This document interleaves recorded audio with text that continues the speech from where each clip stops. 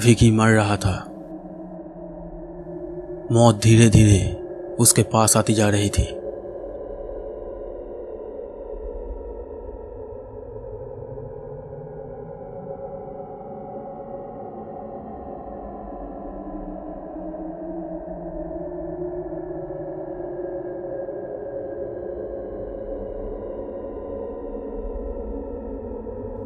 वो सोच रहा था कि काश वो समय के पीछे जाकर अपनी गलतियों को सुधार सकता। काश वो अपने आप को रोक लिया होता तो शायद उसकी जिंदगी कहीं और मोड़ ले लेती।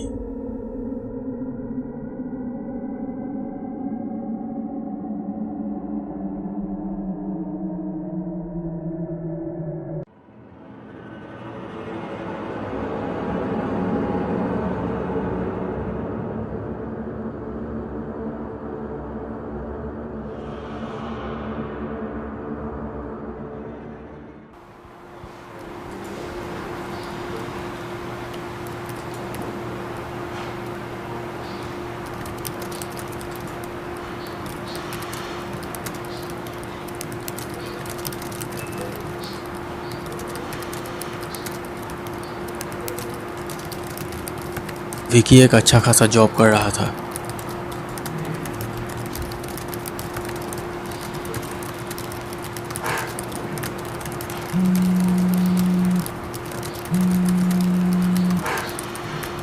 हेलो, हाँ बोलो। कॉलेज के टाइम से ही वो एक लड़की से प्यार करता था और उस लड़की के साथ ही उसकी शादी हुई थी। विकी की पत्नी विकी से बहुत प्यार करती थी।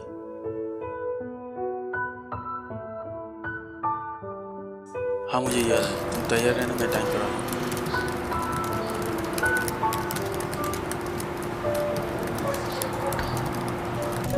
दोनों एक दूसरे के साथ बहुत खुश थे। ऑफिस से निकलने के बाद अक्सर वो दोनों कहीं घूमने के लिए जाते थे।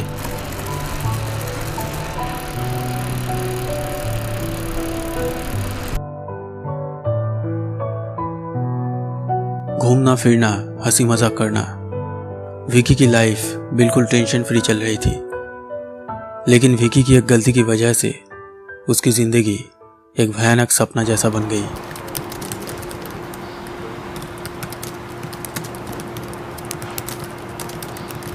एक दिन जब विकी ऑफिस पहुंचा तो उसने देखा कि उसके पास में जो कंप्यूटर बहुत दिनों से खाली पड़ा हुआ था, उस कंप्यूटर में एक लड़की काम कर रही थी। वो लड़की ऑफिस में नई थी। बहुत ही खूबसूरत थी वो लड़की। विकी बार बार उस लड़की को देख रहा था।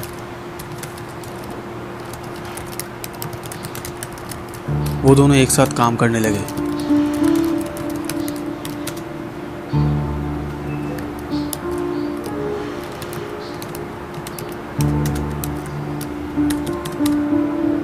कभी कभी जब उस लड़की को काम के बारे में कुछ जानना होता था तो वो विकी से पूछती थी।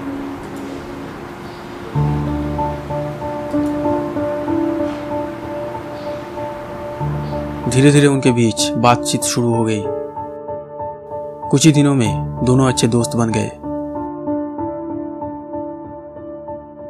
उसके बाद दोनों अक्सर ऑफिस के बाहर मिलने लगे। उस लड़की का नाम था प्रीति। देखते देखते विकी और प्रीति को एक दूसरे से प्यार हो गया।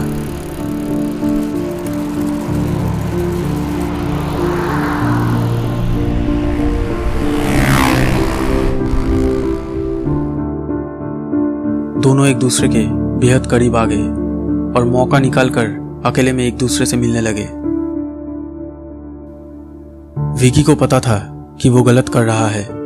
वो अपनी पत्नी को धोखा दे रहा था, फिर भी उसने खुद को नहीं रोका। प्रीति को नहीं पता था कि विकी शादीशुदा है, इसलिए जब भी प्रीति विकी और उसकी शादी के बारे में बात करती थी, विकी उसे कुछ ना कुछ समझा देता था।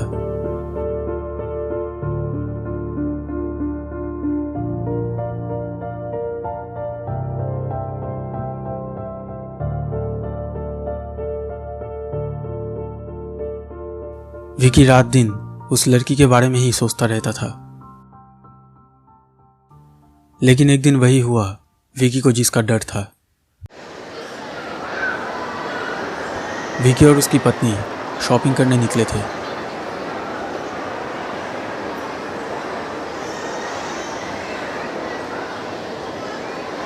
अरे विकी, तुमने तो कहा था आज तुम बहुत बिजी रहोगे। आज तुमने मुझे एक बार फ़ोन भी नहीं किया। और ये कौन है तुम्हारे साथ? वो एक्चुअली कुछ सामान खरीदना था इसलिए आया था। वो सब तो ठीक है, लेकिन ये कौन है तुम्हारे साथ? ये मेरी वाइफ है। तो इतने दिनों तक तुम मेरे साथ प्यार का नाटक कर रहे थे, मेरे इमोशन के साथ खेल रहे थे।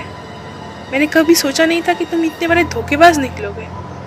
तुमने ये ठीक नहीं किया मेरे साथ। प्लीज़ तुम मुझे गलत मत समझो। मैं तुम्हें बाद में फ़ोन करता हूँ। तुम्हें मैं फ़ोन पे सब समझाऊंगा।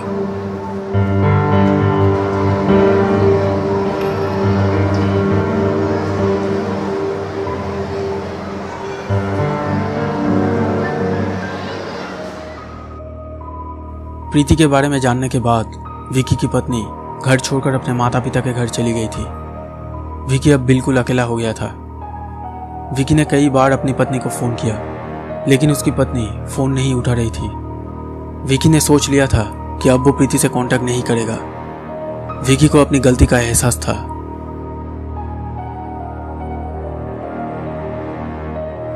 उस दिन के बाद प्रीति ने वो नौकरी छोड़ दी, लेकिन उसने विकी को माफ नहीं किया। वो विकी को सबक सिखाना चाहती थी। विकी को इसका अंदाजा भी नहीं था कि प्रीति उसके साथ क्या करने जा रही थी। प्रीति एक बूढ़ी औरत से मिलने जाती है।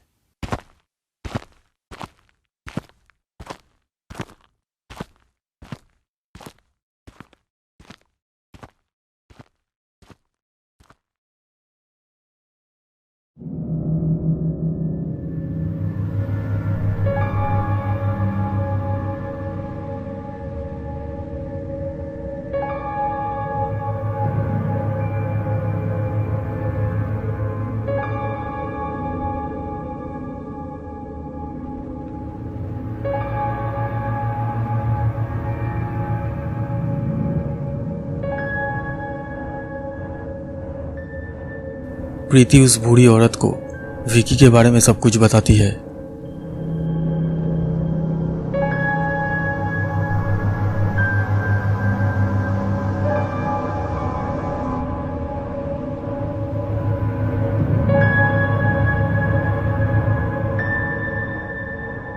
मैं उसकी ज़िंदगी बर्बाद कर देना चाहती हूँ और उसके लिए मुझे आपकी मदद चाहिए। मैंने सुना है कि आप ब्लैक मैजिक मतलब काला जादू कर सकते हैं।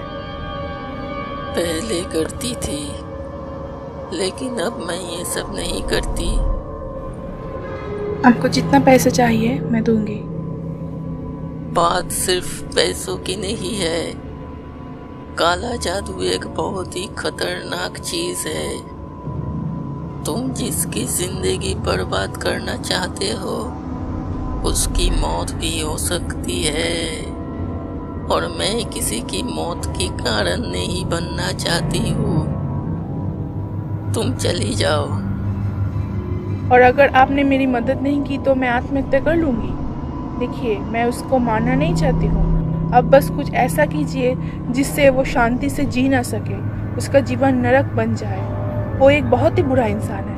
अगर उसको बहुत कुछ समझाने के बाद और पैसे की लालच देकर आखिरकार प्रीति ने उस बूढ़ी औरत को काला जादू करने के लिए राजी कर लिया।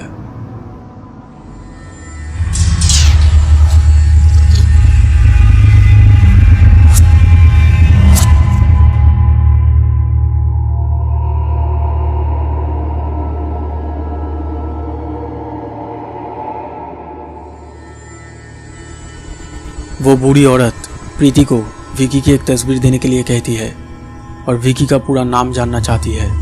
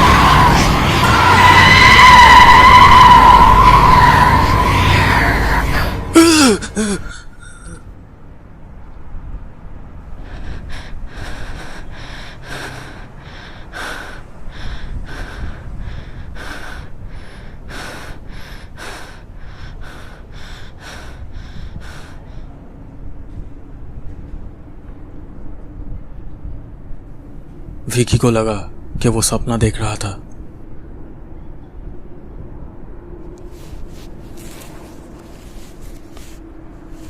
दोस्तों, विकी के साथ अब क्या क्या होगा ये हम पार्ट 2 में देखेंगे। दोस्तों, अगर ये वीडियो आपको अच्छा लगा तो प्लीज़ लाइक कीजिएगा और हमारे इस चैनल को सब्सक्राइब करके इस बेल आइकन को ज़रूर दबा दीजिए ताकि आप हमारे आने वाले वीडियोस सबसे पहले देख सकें।